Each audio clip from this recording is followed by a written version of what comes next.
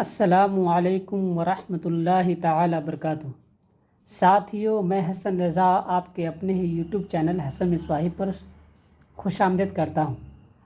आज हम लोग मिर्ज़ा फ़थुल्लाह बेग के हालात ज़िंदगी पर जितने सवालात बने जाते हैं वो सारे सवालात का जवाब देखेंगे।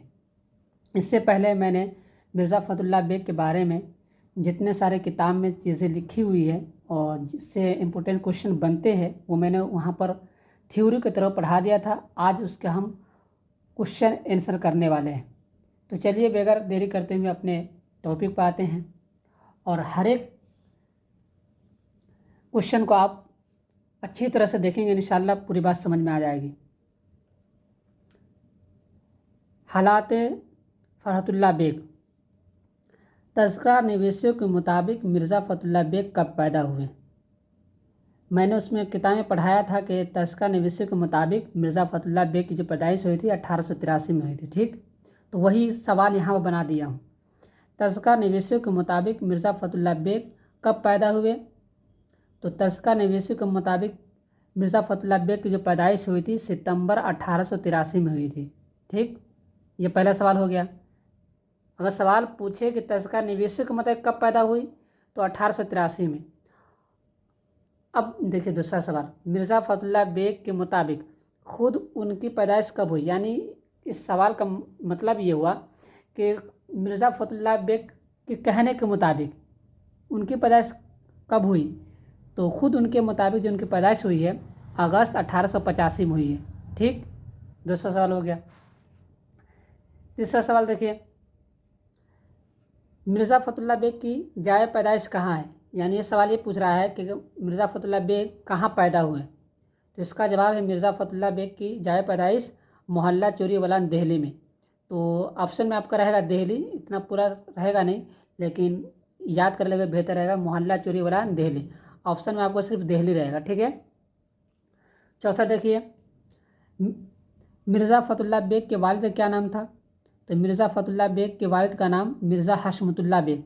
ठीक, इनके अब्बू का नाम क्या था? मिर्ज़ा हशमतुल्लाह बेग। मिर्ज़ा फ़थुल्लाह बेग की वालदा का क्या नाम था? यानी अम्मी का नाम क्या था? तो मिर्ज़ा फ़थुल्लाह बेग की वालदा का नाम मुशर्रफ जहाँ बेगम। ठीक, पाँचवा सवाल हो गया।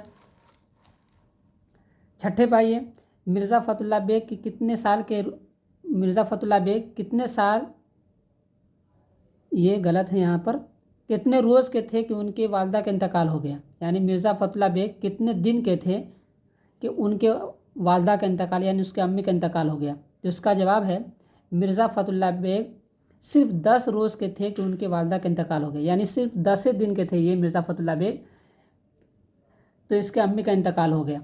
अब इंतकाल हो गया तो क्या आगे क्या होता वो देखिए, उसका सवाल बनेगा। मिर्ज़ा फ़थुल्लाह बेग की फूफी कैसी औरत थी?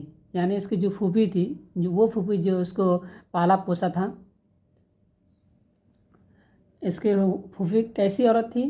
तो मिर्ज़ा फ़थुल्लाह बेग की फूफी ला वलद और बेवा औरत थी। यानी इसकी फूफी के पास कोई औलाद नहीं, बेटा बेटी नहीं था, इसलिए मिर्ज़ा फ़थुल्लाह बेग को इन्हीं ने अपने औलाद की तरह पाला था, जैसा कि इससे पहले मैंने वीडियो में एकदम एक्सप्लेन करके बताया है। अब आगे देखिए, आठवां सवाल में मिर्ज़ा फ़थुल्लाह बेग की फूफी का क्या नाम है? यानी ऊपर तो पढ़ेंगे ना, अच्छा नहीं पढ़ें। मिर्ज़ा फ़थुल्लाह बेग की फूफी का क्या नाम है? तो मिर्ज़ा फ़थुल्लाह बेग की फूफी का नाम हुस्न जहाँ बेगम।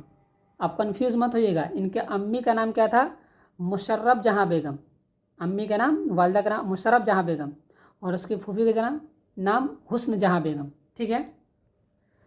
अब सवाल ये पूछेगा कि मिर्ज़ा फ़थुल्लाह बेग की फूफी का क्या नाम है? तो वही हुस्न जहाँ बेगम। ठीक है, इतना। मिर्ज़ा फ़थुल्लाह बेग की फूफी, अच्छा, मिर्ज़ा फ़थुल्लाह बेग को उसकी फूफी ने किस तरह पाला? यानी पूछ रहे हैं कि जब इसके अम्मी का इंतकाल हो गया था तो इसकी फूफी जब पाली तो किस तरह पाली थी? तो उसका जवाब है कि मिर्ज़ा फ़थुल्लाह बेग को उसकी फूफी ने उन्हें अपनी औलाद की तरह पाला था। ठीक है, अपनी औलाद की तरह। 10वां सवाल में देखिए, मिर्ज़ा फ़थुल्लाह बेग को किसने बिस्मिल्लाह कराई? यानी बिस्मिल्लाह खानी किसने कराई थी? तो मिर्ज़ा फ़थुल्लाह बेग को सैयद वलीउल्लाह ने बिस्मिल्लाह कराई थी।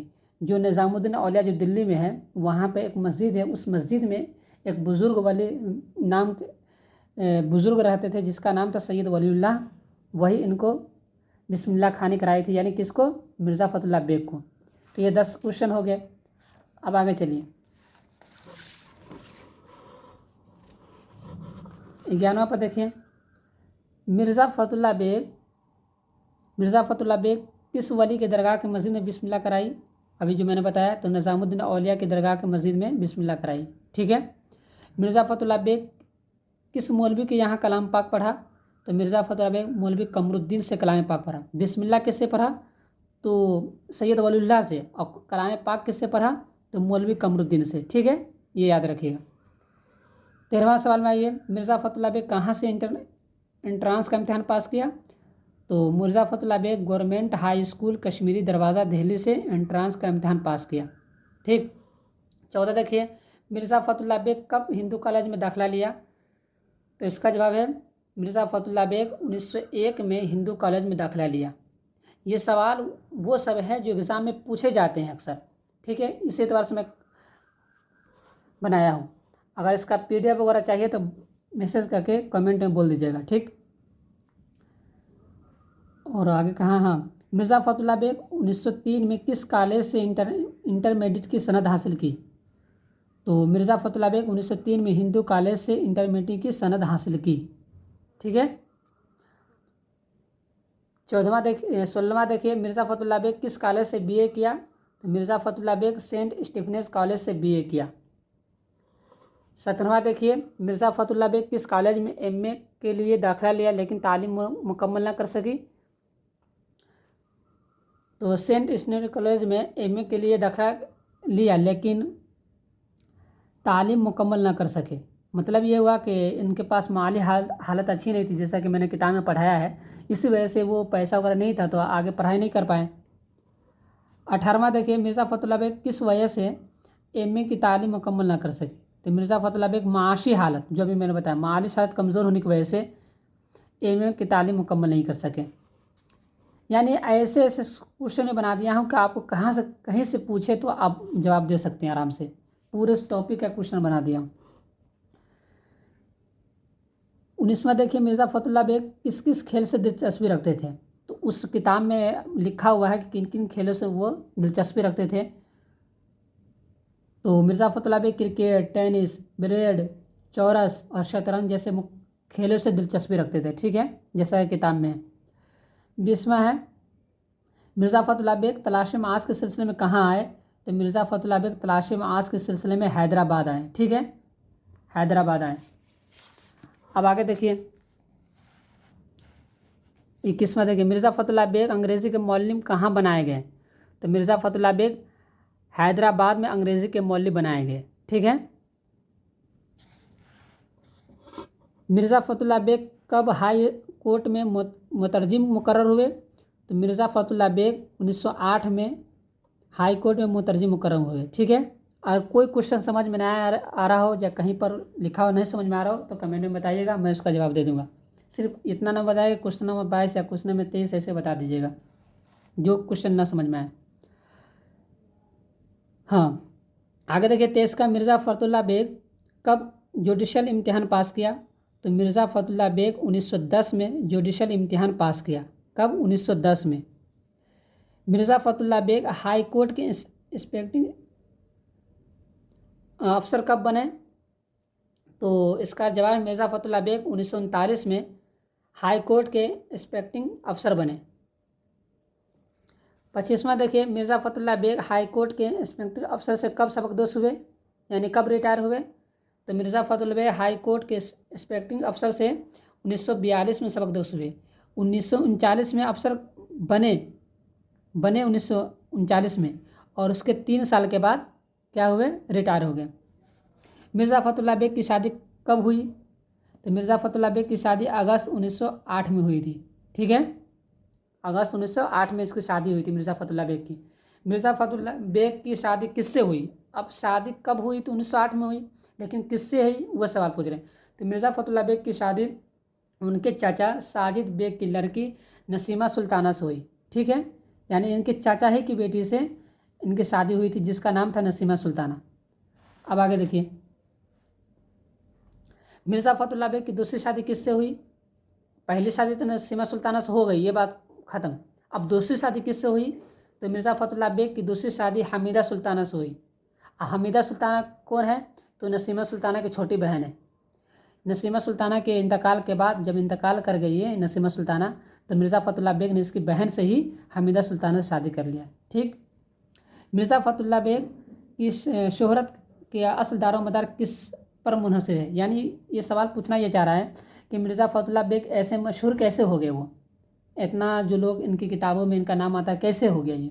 तो उसका जवाब ये है कि मिर्ज़ा फ़खरुल्लाह बेग की शोहरत के दारोमदार बेमिसाल खाका इनका है डॉक्टर नज़ीर अहमद की कहानी कुछ मेरी कुछ उनकी ज़बानी पर मुनहसर है। यानी ये खाका जो है डॉक्टर नज़ीर अहमद कहानी कुछ मेरी कुछ उनकी ज़बानी, इसको लिखने की वजह से ये बहुत मशहूर हो गए। तीसरा देखिए, डॉक्टर नज़ीर अहमद की कहानी कुछ मेरी कुछ उनकी ज़बानी की तबाह कब हुई? तो डॉक्टर नज़ीर अहमद कहानी कुछ मेरी कुछ उनकी ज़बानी की तबाह जुलाई 1927 में हुई थी। ठीक है। अब आगे देखिए, फूल वालों की शेर किसकी तहरीर करदा है? तहरीर करदा का मतलब ये है कि किसकी लिखी हुई है। फूल वालों की शेर किसकी तहरीर करदा यानी किसकी लिखी हुई है? तो फूल वालों की शेर मिर्ज़ा फ़खरुल्लाह बेग की तहरीर करदा है यानी लिखी हुई है। ठीक है। मिर्ज़ा फ़खरुल्लाह बेग के मज़ामीन फ़रहत के नाम से कितने जिल्दों में शाया हुआ? यानी जो मज़ामीन लिखे थे फ़रहत अपने नाम से कितने जिल्दों में लिखा था? तो मिर्ज़ा फ़खरुल्लाह बेग मज़ामीन फ़रहत का नाम 7 जिल्दों में लिखा था। ये सवाल VVI में लगा लीजिए, पूछा जाता है कि मिर्ज़ा फ़खरुल्लाह बेग ने मज़ामीन फ़रहत कितने जिल्दों में लिखा? तो 7 जिल्दों में। अब आगे चलें। मिर्ज़ा फ़खरुल्लाह बेग की अहम किताबों को कौन कौन सी किताबें आई हैं? मिर्ज़ा फ़खरुल्लाह बेग की अहम किताबों को कौन कौन सी किताबें आई, यानी जो बहुत सारी किताबें लिखी हैं लेकिन अहम किताब कौन सी है वो देखिए। तो मिर्ज़ा फ़खरुल्लाह बेग इंशाइया, दीवान नज़ीर, मेरी दस्तान और मेरी शायरी, यह अहम किताबें जो आपको मैंने किताब पढ़ाई थी ना उसमें ये लिखा हुआ है। ठीक है। 34वां देखिए, मिर्ज़ा फ़खरुल्लाह बेग की मौत किस वजह से हुई? यानी बोल रहे हैं कि ये इसकी मौत कैसे हो गई, हार्ट अटैक से हुई या गिर पड़ के या कि छत से गिरने की वजह से या कैसे हुई वो पूछ रहे हैं। तो मिर्ज़ा फ़खरुल्लाह बेग की मौत जो हुई थी यह आर्ज़े कल्ब यानी दिल की बीमारी की वजह से हुई थी। ठीक। आर्ज़े कल्ब का मतलब दिल की बीमारी। 35 का देखिए, मिर्ज़ा फ़खरुल्लाह बेग की मौत कब और कहाँ हुई? मिर्ज़ा फ़खरुल्लाह बेग की मौत कब और कहाँ हुई? तो मिर्ज़ा फ़खरुल्लाह बेग की मौत 27 अप्रैल 1947 को हुई और उनकी कब्र ठेकी जेली के करीब कब्रिस्तान सराय इलाही में हुई। यानी बोल रहे हैं कि इनकी मौत 27 अप्रैल 1947 को हो गई लेकिन इनकी जो कब्र है ठेकी जेल के करीब है, कब्रिस्तान है, सराय इलाही में हुई थी। ठीक है। तो ये 35 क्वेश्चन मिर्ज़ा फ़खरुल्लाह बेग के बारे में है। ठीक। अगर कुछ भी अगर नहीं समझ में आया हो तो आप बेझिझक पूछ सकते हैं, मैसेज करके पूछ, नंबर दिया हुआ है, आप नंबर से पूछ सकते हैं। अगर नंबर नहीं है तो लिख लें 99, नंबर लिख लीजिएगा 96 93 80 86 45। नंबर दोबारा सुन लें 96 93 80 86 45। ठीक है, ये मेरा नंबर है। अगर कहीं पर नहीं समझ आया वरना फ़ोन करने की कोई ज़रूरत भी नहीं है। आज तक के लिए इतना ही। अगर आपको कोई और किसी चीज़ से वीडियो चाहिए तो बताइए, उसमें इंशाल्लाह कोशिश करूँगा बनाने की। जब तक के लिए खुदा हाफिज़। अगर आप इस चैनल को सब्सक्राइब नहीं किए हैं तो कर लें।